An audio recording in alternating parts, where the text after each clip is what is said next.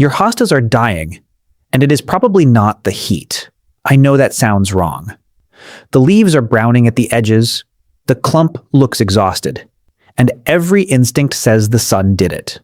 But two completely different things make a hosta look like that. They are nearly identical from 6 feet away, and the treatments are exact opposites. Guess wrong, and you water a plant that is already drowning. Or let one die of thirst while you worry about too much sun. There is a 5-second test that tells you which one you are looking at. It is coming up in about 90 seconds, and I need you to stay for it, because it is the difference between a hosta that comes back next spring and one that does not. And before we get into any of it, do me one favor right now. Hit that subscribe button and tap the bell. I am about to give you 9 things that most American gardeners never hear about the single most popular perennial in this country, and YouTube will not show you the next one unless it knows you follow this channel. It is free. It takes 2 seconds. Do it now while you are thinking about it. Now let me tell you why this plant matters more than any other one in your yard.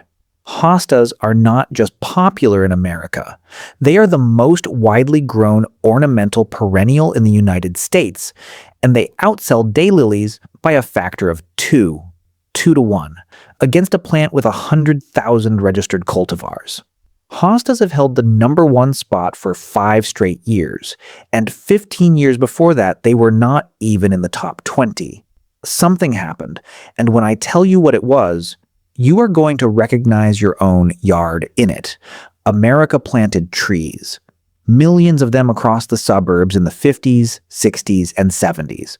Those trees are now fully mature. An entire generation of American gardens quietly converted from sun to shade without anyone deciding to do it.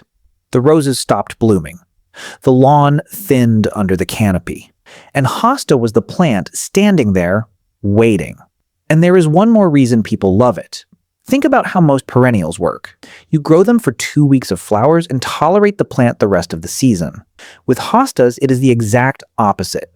You tolerate the flowers for 2 weeks and enjoy the foliage every day from April to frost.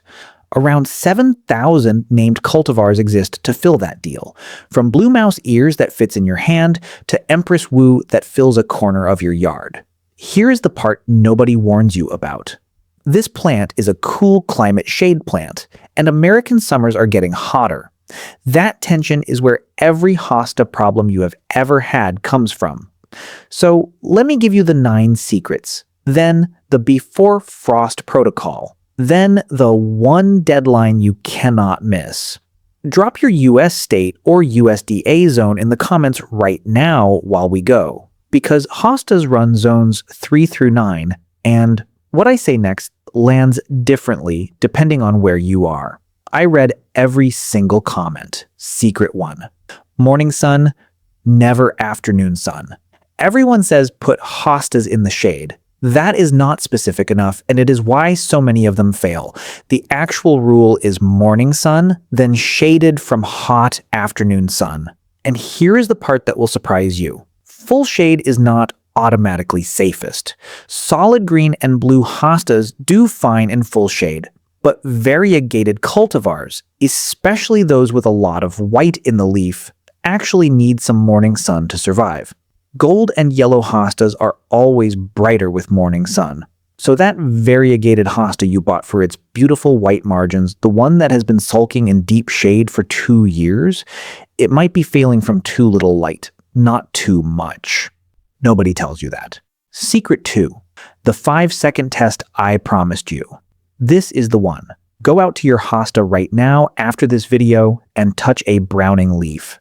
Scorch causes browning along the leaf margins and yellowing between the veins, and the affected leaves dry out and become brittle. Crown rot makes leaves yellow without becoming dry and brittle, and it comes from too much water or rainfall. So here is your test. Dry and brittle means heat. Yellow and soft means water. One of those plants needs more moisture, the other needs less. And if you guess wrong, you make it worse. Fast. That is why so many people water a hosta to death in August while genuinely trying to save it. and there is a hard warning attached to the second one. If a plant is badly affected by crown rot, it needs to be removed and destroyed so the disease does not spread. That is not overreacting. That is the actual extension recommendation. If this is already useful, smash that like button right now. Every single tells YouTube to show this to another gardener who is standing in their yard, confused about brown hosta leaves this week. One tap. That is all it costs you. Secret 3, Scorch happens in the shade too. This one stops people cold. Scorch can be observed on plants growing in the shade if they are exposed to long periods of dry soil under hot conditions. Read that again. Shade does not protect a hosta from a heat wave if the soil is dry. You can do the placement perfectly and still lose leaves. Placement is half the job. Soil moisture is the other half. And most people only do the first one. Secret 4. Watch what happens above your hostas. Damage can come from sudden sun exposure, such as when tree branches break off and more light reaches the hostas. A storm takes down a limb in July. 2 weeks later, hostas that have been perfect for 10 years are scorching, and you have not changed a single thing about how you care for them, because the garden changed above your head. If you lose canopy, your hosta placement just changed whether you moved anything or not. Secret 5. Mulch is a cooling system. 2 to 3 inches of organic mulch at the base. Shredded leaves, evergreen needles, compost. It keeps the soil cool and moist. And it matters most for the big hostas that drink the most. This is not decoration. In a July heat wave, this is temperature control for the root zone. Secret 6. Water early morning at the soil and get the drainage right. Water early in the morning. Trim scorched leaves to encourage regrowth. Space plants for airflow. And here's the rule that outranks all of them. Hostas like plenty of moisture, but not wet feet. Good drainage is the key. If you have clay soil, and most of America does, it holds water but does not drain, and organic matter is the fix. When you plant, set the root ball 2 inches above ground level. 2 inches. That one detail prevents the exact crown rot we just talked about. Secret 7. Back off the fertilizer in peak heat. Over-fertilizing in heat stresses the roots.